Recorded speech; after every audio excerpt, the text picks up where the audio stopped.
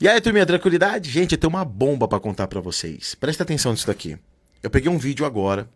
Esse vídeo tá rodando e é uma aula didática do advogado Davi Aragão. Ele explica didaticamente como funcionará, né? Se caso o Brasil fazer o seguinte, olha, a gente não vai cumprir a lei Magnitsky. A gente vai criar aqui alguns caminhos para não cumprir a lei americana. Sabe o que vai acontecer com o Brasil? Você não tem ideia. Você não tem ideia.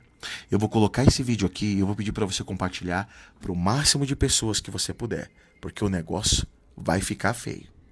E eu não preciso desenhar para você.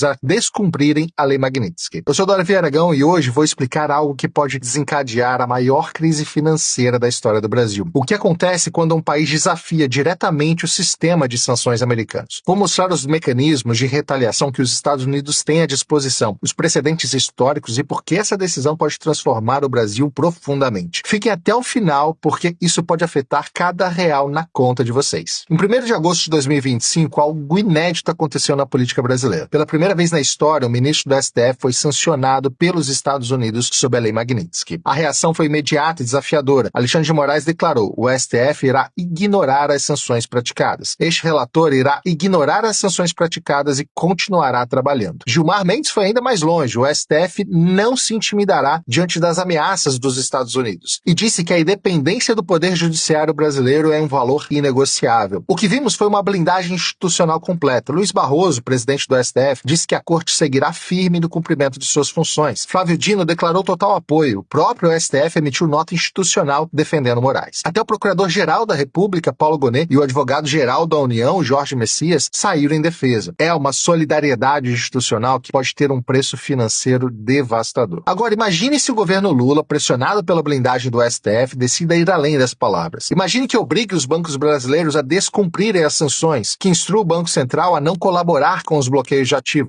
Imagine que o Brasil oficialmente declare: não reconhecemos a Lei Magnitsky dentro do território nacional. Bancos brasileiros não cumprirão essas determinações. Isso não é ficção, é exatamente o que alguns países já tentaram fazer. E eu vou te mostrar exatamente o que aconteceu com eles. Quando o país desafia as sanções primárias da Lei Magnitsky, os americanos ativam algo que é chamado de Protocolo de Destruição Total. É uma segunda linha de ataque criada especificamente para quebrar países rebeldes. É como se fosse uma guerra em duas frentes. Primeiro, eles atacam a pessoa sancionada. Depois, atacam quem protege essa pessoa. E o Brasil inteiro pode acabar virando alvo disso. Vou explicar cada uma das armas dessa máquina de guerra financeira. A primeira arma são as sanções setoriais contra o sistema bancário brasileiro. É como se os americanos cortassem todas as artérias que ligam o Brasil ao sistema financeiro mundial. O mecanismo funciona assim: eles criam uma lista negra secundária. Se bancos brasileiros conscientemente descumprirem sanções do Magnitsky, entram automaticamente nessa lista. E aqui está o truque perverso: não precisam sancionar todos os bancos, basta sancionar 2 ou 3 bancos. Imaginem o Banco do Brasil sendo incluído na SDN List. Resultado: o banco não pode fazer mais correspondent banking com qualquer banco americano. Não pode processar pagamentos em dólares, não pode participar de financiamentos de comércio exterior. Mas a coisa fica ainda pior. Por causa da regra de contaminação, qualquer banco brasileiro que fizer negócios com o Banco do Brasil sancionado também fica sob suspeita. É como uma doença que se espalha pelo sistema inteiro. 48 horas, todos os grandes bancos brasileiros estariam isolados. Itaú, Bradesco, Santander, todos cortados do sistema financeiro global. É a morte clínica do sistema bancário nacional. Protocolo de escalada automática. Aqui está o que torna essa arma tão terrível. Ela tem escala automática. Os americanos criaram um protocolo que funciona como uma máquina de guerra sem piloto. No dia 1, o primeiro banco é sancionado. No dia 3, bancos correspondentes americanos cortam relação. No dia 7, sistemas de pagamentos internacionais bloqueiam transações. No dia 15, bancos europeus cortam relações por medo de contaminação. No dia 30, o sistema bancário brasileiro está completamente isolado. É uma máquina que funciona sozinha, não precisam de nova decisão política. Tudo acontece automaticamente. E aí entra um efeito dominó tecnológico, o apagão digital. A segunda onda de ataques vem pelas empresas de tecnologia. E aqui está onde a coisa fica verdadeiramente aterrorizante. Amazon Web Services hospeda 60% da infraestrutura digital dos bancos brasileiros. Microsoft fornece sistemas operacionais para quase todos eles. Oracle roda a base de dados, Cisco conecta as redes, VMware virtualiza todos os servidores. Quando um país é marcado como não compliance com sanções, essas empresas entram em pânico total. Não porque odeiam o Brasil, porque tem terror de perder acesso ao mercado americano. A Amazon fatura 500 bilhões de dólares por ano, sendo que 70% disso vem dos Estados Unidos. Ela não vai arriscar esse negócio para proteger alguns bancos brasileiros. É uma matemática simples. Vou descrever exatamente como seria o apagão tecnológico. Na semana 1, o serviço de hospedagem da Amazon anuncia revisão de compliance, que é um eufemismo para vamos ter que cortar vocês. Bancos brasileiros têm 30 dias para migrar de servidores. Na semana 2, a Microsoft cancela as licenças de Windows Server. A Oracle bloqueia atualizações de segurança e a Cisco para com suporte técnico. Na semana 3, a Google bloqueia as APIs de pagamento. A Apple remove os aplicativos bancários dos sistemas da App Store. Samsung Pay para de funcionar. Na semana 4, toda a infraestrutura tecnológica dos bancos brasileiros está em colapso. Até o Pix pode parar de funcionar com isso. Cartões de crédito, então, nem se fala, quase todos de bandeira americana. A Internet Bank completamente sai do ar. É como se alguém desligasse a eletricidade de todo o sistema financeiro nacional simultaneamente. Meu Deus.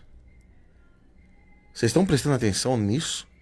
A segunda arma poderosa é o sequestro das reservas internacionais brasileiras. E aqui vem uma informação que vai chocar vocês. O Brasil tem 370 bilhões de dólares em reserva. Sabem onde 280 bilhões estão guardados? Em bancos americanos, europeus e treasuries do governo americano. É como guardar suas economias justamente na casa do inimigo. Os americanos não chamam isso de confisco. Eles usam termos técnicos, investigação de compliance, revisão de origem de fundos, auditoria de antilavagem, mas o resultado é o mesmo, o dinheiro fica totalmente congelado. O processo funciona mais ou menos assim. O Treasury Department, o Departamento do Tesouro, abre uma investigação administrativa sobre as reservas brasileiras. Alegam suspeita de que o dinheiro pode ser usado para facilitar violações das sanções aplicadas pela Lei Magnitsky. Durante a investigação, que pode durar anos, as reservas ficam totalmente bloqueadas. O Brasil não consegue acessá-las. Não consegue vender os títulos do Tesouro Americano que possui. Não consegue movimentar qualquer tipo de depósito. É como se o Brasil acordasse um dia e descobrisse que 75% das suas reservas internacionais viraram papel de parede. Do dia para a noite, o país fica sem capacidade de defender a sua moeda. A terceira arma, desconexão do sistema SWIFT, é a arma nuclear do sistema financeiro internacional. SWIFT não é americano, ele é belga, na verdade, mas está totalmente dominado pelos americanos. Ele tem poder de veto sobre qualquer tipo de decisão, e quando os americanos pressionam, os europeus sempre cedem. O processo tem 3 fases. Primeiro, fazem a ameaça. SWIFT está revisando a participação de bancos brasileiros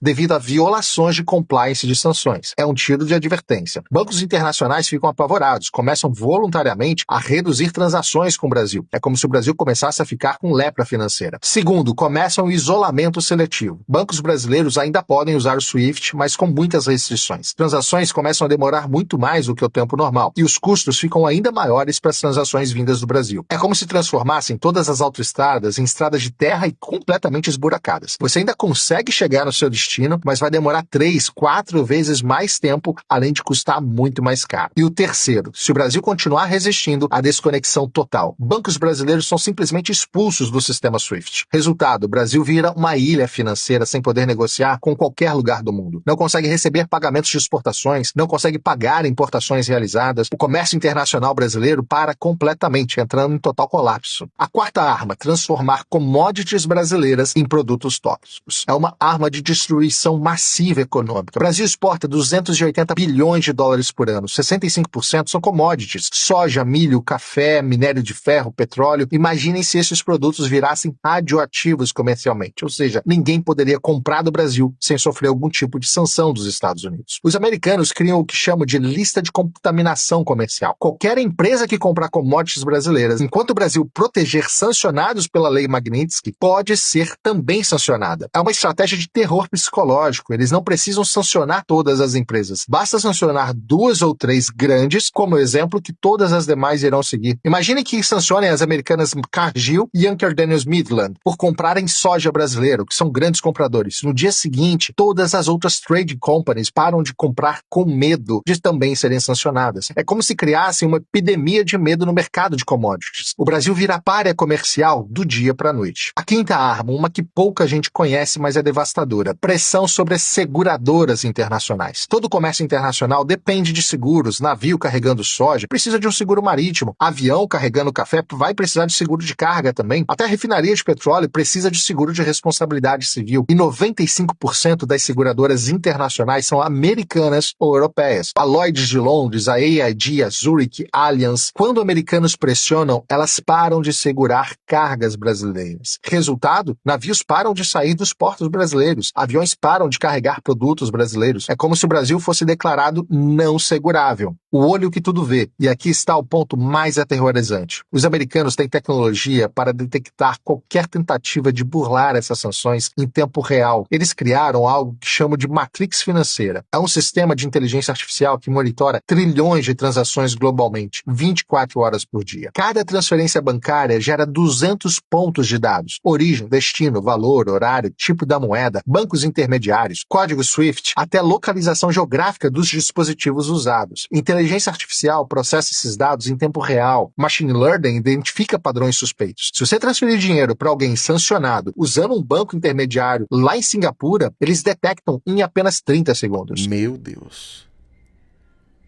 Vocês estão prestando atenção nisso?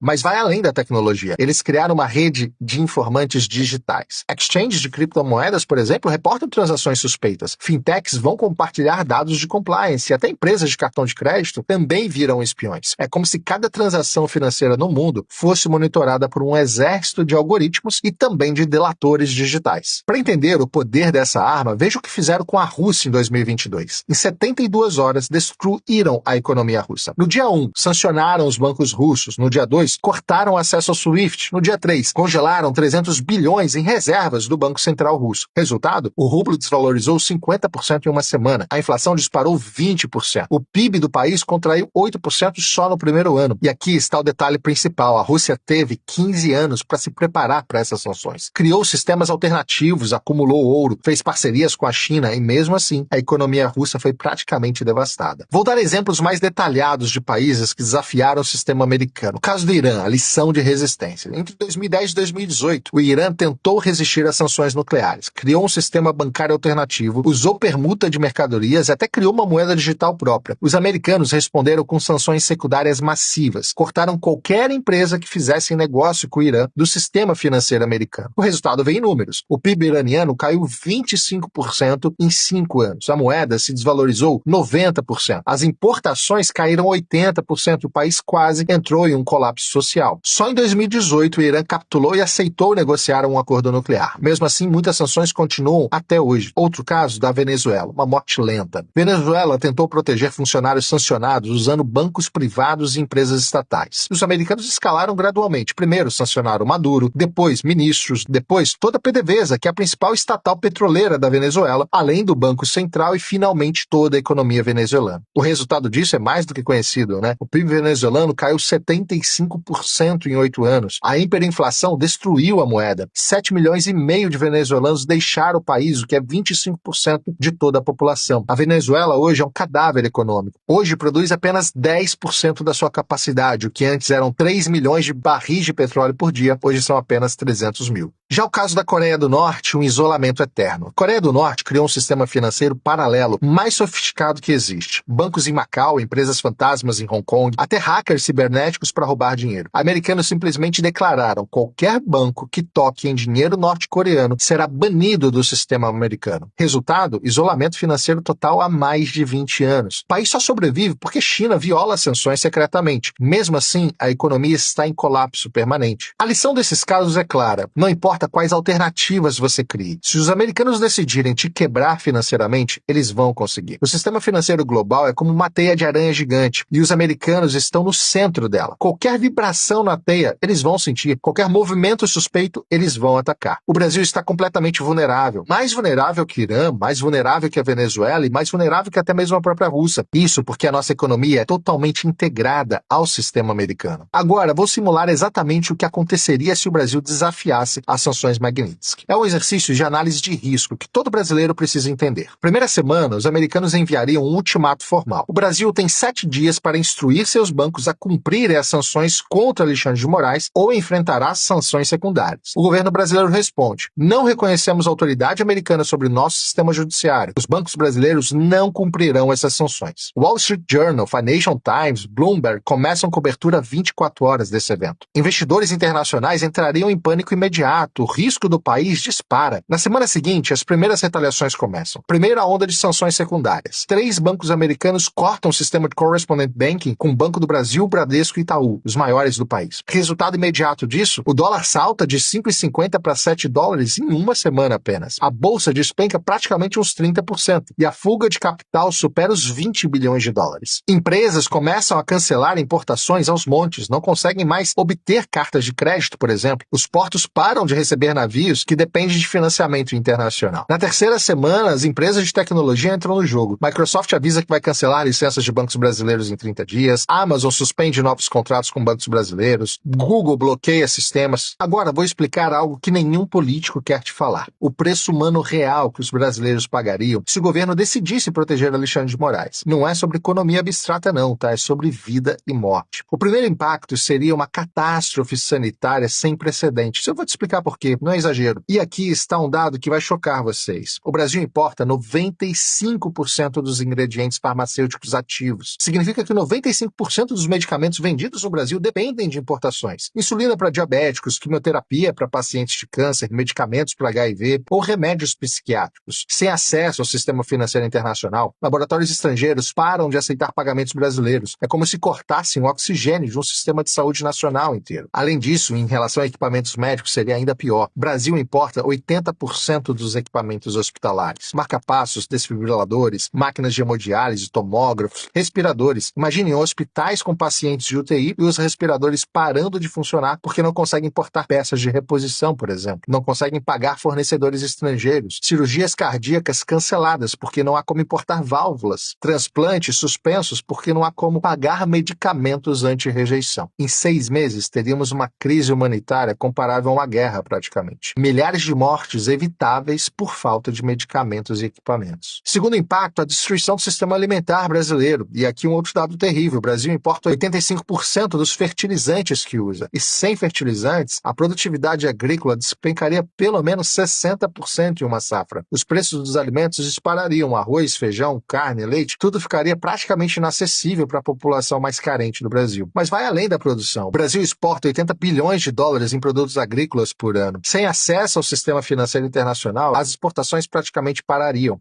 Meu Deus. Vocês estão prestando atenção nisso? O resultado disso é que o agronegócio praticamente quebraria. Milhões de empregos rurais seriam perdidos, cidades do interior entrariam em colapso total por conta da economia ser dependente desse mercado. O terceiro impacto seria uma crise energética. O Brasil importa 70% do petróleo que refina aqui dentro. Importa 40% do gás natural que consome. Sem poder pagar fornecedores internacionais, as refinarias parariam. Os postos de combustíveis ficariam sem gasolina. Caminhões param de rodar. A distribuição de alimentos colapsa. Usinas termoelétricas ficariam sem gás, e isso causaria uma instabilidade no sistema elétrico. As indústrias param de produzir por falta de energia confiável dentro do país. É como se voltássemos lá no século XIX. Economia baseada em carvão e lenha, desenvolvimento de décadas perdido em meses. O quarto impacto é que o Brasil vira um país isolado tecnologicamente. Sem Google, sem Microsoft, sem Amazon, sem Apple. As universidades perdem acesso a jornais científicos, pesquisadores ficam isolados da comunidade internacional. A medicina perde acesso a bases de dados médicas globais. Empresas perdem acesso a softwares internacionais e bancos ficam sem sistema de segurança atualizados. Fintechs param de funcionar e estudantes não conseguem usar plataformas educacionais internacionais. O Brasil vira um país academicamente isolado, como a Coreia do Norte é, por exemplo. E, obviamente, um outro impacto é o êxodo massivo da classe média alta. Qualquer brasileiro que tenha condições financeiras tentará sair do país. Médicos, engenheiros, cientistas, empresários, todos tentando emigrar antes que seja tarde demais. É como se o cérebro do país fosse sugado para fora. Universidades ficam sem professores qualificados, hospitais sem médicos especialistas, empresas sem executivos competentes para liderá-las. Em 2 anos, o Brasil perderia 30% de sua população mais qualificada. É um genocídio intelectual isso. O sexto impacto seria a destruição do sistema previdenciário. Imagina fundos de pensão brasileiros que têm 50% de investimentos em títulos estrangeiros. Com essas aplicações congeladas, aposentadorias poderiam parar de ser pagas. É como se roubassem décadas de contribuições previdenciárias e idosos ficam totalmente desamparados, com famílias inteiras entrando em completo desespero. E aqui está o dilema moral que vai definir o futuro do Brasil. De um lado, proteger a independência de um ministro do STF. Do outro, proteger 220 milhões de brasileiros de uma catástrofe humanitária. De um lado, manter o orgulho nacional e do outro, evitar que milhares morram por falta de medicamentos importados, por exemplo. De um lado, resistir ao imperialismo americano e do outro, permitir que o Brasil continue negociando com todo o restante do mundo. A realidade é que a soberania é um luxo que países dependentes não podem pagar. E o Brasil é brutalmente dependente do sistema internacional. Não temos medicamentos próprios, não temos